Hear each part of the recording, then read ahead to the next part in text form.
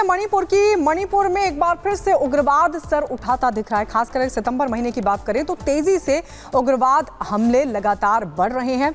लेकिन इन उग्रवादी हमलों में महिमा जिस खास तकनीक का इस्तेमाल किया जा रहा है वो अपने आप में चौंकाने वाली है। बिल्कुल, और संकेत अब ये मिल रहे हैं कि सारे के सारे उग्रवादी कैसे नॉर्थ ईस्ट को दहलाने की कोशिश कर रहे हैं, साजिश रच रहे हैं। खुफिया रिपोर्ट क्या कहती है आप देख लीजिए।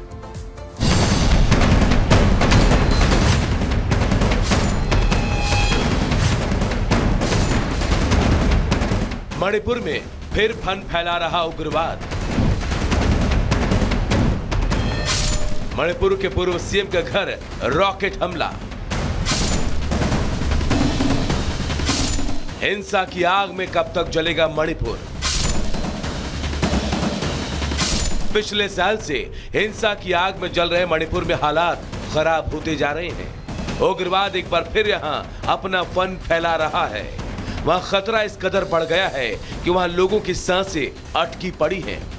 उग्रवादी अब वहां हमले में बेहद हाईफाई तकनीक का सहारा ले रहे हैं और वो उग्रवादी हमले में बेहद अत्याधुनिक और खतरनाक हथियारों का इस्तेमाल कर रहे हैं। जी हां, अभी चंद रोज पहले ही वहां उग्रवादियों ने इम्फाल में हमले के लिए ड्रोन का इस्तेमाल किया था और अब उग्रवादियों ने वहां रॉकेट से हमला करके पुलिस और सुरक्षा बलों को चौंका दिया है। हैरानी ये है कि बेखौफ उग्रवादियों ने इस बार हमला वहां के पूर्व सीएम कोइरेंग के घर पर किया। जानकारी के मुताबिक उग्रवादियों के इस हमले में एक बुजुर्ग की मौत हो गई जबकि 5 लोग घायल हो गए हैं। जानकारी के मुताबिक उग्रवादियों ने हमला बीते रोज दोपहर करीब 3 बजे किया। बिष्णुपुर जिले में आज दूसरा रॉकेट लॉन्च किया गया है। दूसरा रॉकेट का भी विस्फोट यहाँ पर कुछ ही देर पहले हुआ है। करीब 3:30 बजे यहाँ पर आकर के दूसरा रॉकेट जो पहाड़ से के फायर किया गया था वो यहाँ पर आकर के गिरा। ये घर है, ये पुराना घर है, पुश्तैनी घर है मणिपुर के पूर्व मुख्यमंत्री एम कोइरेंग सिंह का और उन्हीं के घर के आंगन में आकर के ये रॉकेट गिरा। रॉकेट के इम्पैक्ट एरिया में इम्पैक्ट क्रेटर जो यहाँ पर बना है उसमें साफ जाहिर है कितना भारी रॉकेट था ये और कितना तबाही मचाने के काबिल था। आपको बता दें कि उग्रवादी बीते कुछ दिनों के दौरान जिस तरह के हथियारों का इस्तेमाल कर रहे हैं उसे लेकर पहले इस बात की आशंका जाहिर की जा चुकी है कि उग्रवादियों को विदेशी मदद मिल रही है, क्योंकि मणिपुर में बीते साल से 2 समुदायों के बीच टकराव की खबर जरूर आई, लेकिन अचानक ही वहां सितंबर के शुरुआत से ही ऐसे संकेत मिल रहे हैं जिससे उग्रवाद का खतरा सिर उठाता दिख रहा है। मणिपुर में उग्रवाद का खतरा बढ़ा। 1 से 3 सितंबर के बीच 2 ड्रोन हमले हुए। शुक्रवार को पूर्व सीएम का घर पर हमले में रॉकेट का इस्तेमाल हुआ। उग्रवादी हमले में 1 की मौत, 5 घायल। शुक्रवार को पूर्व सीएम के घर पर किए गए इस रॉकेट हमले में गनीमत ये रही कि उग्रवादियों का निशाना सटीक नहीं था, वरना इस हमले की चपेट में आकर नुकसान ज्यादा हो सकता था। जानकारी के मुताबिक उग्रवादियों का छोड़ा गया रॉकेट जिस जगह को हिट करने पहुंचा था वहां से महज कुछ ही दूरी पर असम राइफल्स का कैंप भी था और 500 मीटर की दूरी पर आईएनए मेमोरियल। ऐसे में अंदाजा लगाया जा सकता है कि उग्रवादी हमले का असर कितना भयानक हो सकता था। कुल मिलाकर नॉर्थ ईस्ट को अशांत करने की एक और साजिश परवान चढ़ती दिखाई दे रही है, जो जाहिर तौर पर सुरक्षा बलों के लिए चैलेंज है। ऐसे में देखना है कि उग्रवाद के इस उभरते फन को कुचलने के लिए सुरक्षा बल कौन सा तरीका अपनाते हैं। Bureau report, Republic Bharat.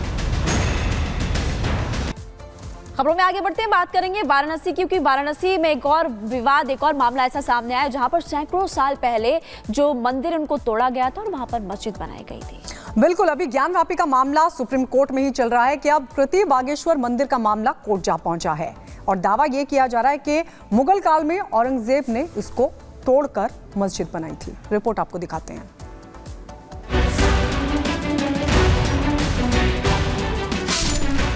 Kashi Vishwanath मंदिर का मामला अभी सुप्रीम कोर्ट में चल ही रहा है और अब काशी में भगवान भोलेनाथ के प्रमुख मंदिर कृतिवासेश्वर मंदिर को लेकर एक और विवाद छिड़ गया है। जी हां, औरंगजेब ने काशी में कई मंदिरों को ध्वस्त किया था। इस दौरान कृतिवासेश्वर मंदिर को भी नष्ट किया गया था और अब ये मामला कोर्ट में पहुंच गया है। इस मामले में आज सुनवाई होनी थी, लेकिन मुस्लिम पक्ष सुनवाई में पेश नहीं हुआ। इसी वजह से कोर्ट ने 1 हफ्ते का समय दिया है। अब इस मामले की अगली तारीख 13 सितंबर को है। इस मामले में हिंदू पक्ष के वकील ने कहा है कि मुस्लिम पक्ष मंदिर के अस्तित्व को खत्म कर नमाज पढ़ना चाहते थे। ये कहा जाता है कि काशी विश्वनाथ महादेव मंदिर का मस्तक के रूप में कृतिवासेश्वर को माना जाता है और हमारे भगवान काशी विश्वनाथ वहाँ शयन के लिए जाते हैं कृतिवासेश्वर। तो ऐसे आस्था के हिंदू के से जुड़ा हुआ मंदिर को जो है इस तरह से हमारे मंदिर का जो है पूजा पाठ न होना, वहाँ पर इन लोगों के द्वारा अवरोध उत्पन्न किया जाना, ये तो एकदम क्षम्य नहीं है। इस याचिका का आधार पौराणिक ग्रंथ और वेद बताए जा रहे हैं। सुनिए याचिकाकर्ता ने इस बारे में क्या कुछ कहा है। पूरा मामला कृतिवासेश्वर महादेव का जो मंदिर है, ये हमारे पुराणों से लेकर के शास्त्रों तक वर्णित है।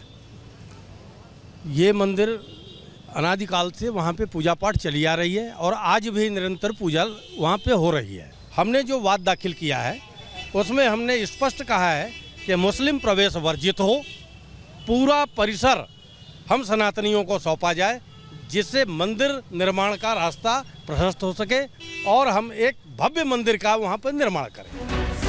आपको बता दें, औरंगजेब ने काशी में 3 बड़े मंदिरों को ध्वस्त किया था। इसमें कृतिवासेश्वर मंदिर का नाम भी शामिल है। आइए आपको बताते हैं कृतिवासेश्वर मंदिर का इतिहास क्या है। पुराणों में कृतिवासेश्वर मंदिर का जिक्र है। काशी के 3 प्रमुख मंदिरों में से एक है। मैदागिन के हंस तीर्थ मोहल्ले में मंदिर है। साल 1669 में औरंगजेब ने मंदिर तोड़ा था। सबसे पहले कृतिवासेश्वर मंदिर को तोड़ा गया था। मंदिर को तोड़कर मस्जिद बनाई गई। मस्जिद का नाम आलमगीर रखा गया। उसके बाद से ही मालिकाना हक की लड़ाई जारी है। लेकिन वही दूसरी ओर हिंदू पक्ष और मुस्लिम पक्ष दोनों के अपने अपने दावे हैं। देखिए, हिंदू पक्ष का कहना है कि मंदिर को तोड़कर मस्जिद का निर्माण करवाया गया, तो वही मुस्लिम पक्ष का दावा है कि पहले फव्वारा था, वहां शिवलिंग रखा। हिंदू पक्ष ने कहा है कि पूरे परिसर का सर्वे किया जाए, तो वही मुस्लिम पक्ष ने कहा है कि परिसर में मंदिर नहीं 200 मीटर आगे है। तो वही हिंदू पक्ष ने नया दावा किया है और कहा है कि दीवारों पर सनातन के निशान है। तो वही मुस्लिम पक्ष का दावा है शिवलिंग की पूजा से ऐतराज है। हालांकि ये पूरा मामला अब न्यायालय में है और सबकी उम्मीद अगली सुनवाई पर है। देखने वाली बात ये होगी कि काशी विश्वनाथ के बाद अब कृतिवासेश्वर मंदिर पर छिड़ा विवाद कब और कहां जाकर खत्म होगा। Bureau report, Republic Bharat.